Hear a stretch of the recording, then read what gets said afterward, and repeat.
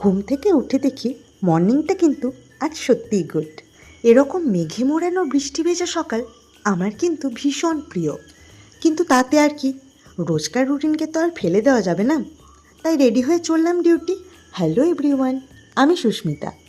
বৃষ্টিমাখা আমেজকে সাথে নিয়ে হাঁটতে হাঁটতে গিয়ে ওদিকে বাসে তো উঠলাম। একটু পরে কাণ্ড দেখো, বৃষ্টি এতটাই বেড়ে গেছে বাসের জানলা দিয়ে জল ঢুকে সবাইকে ভিজিয়ে ফেলেছে। আমি বাসে সিট পাইনি, তাই ভাবলাম বেশ হয়েছে, অনেকজনকেই সিট ছেড়ে বৃষ্টির জন্য উঠে যেতে হলো। আরে না না, এমনি মজা করে বললাম। যাই হোক, নেমে কাদা জল মাখতে মাখতে ইউপিএসসি পৌঁছালাম।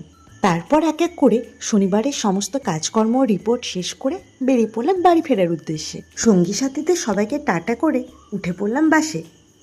তারপর বাসে বসে এটাই ভাবছিলাম, কি সুন্দরভাবে একটা সুন্দর দিনকে বোরিং বানিয়ে নষ্ট করলাম আমি, তাই না? কি আর করা যাবে, তার চেয়ে বরং বাইরের সৌন্দর্যের দিকে একটু কনসেন্ট্রেট করি।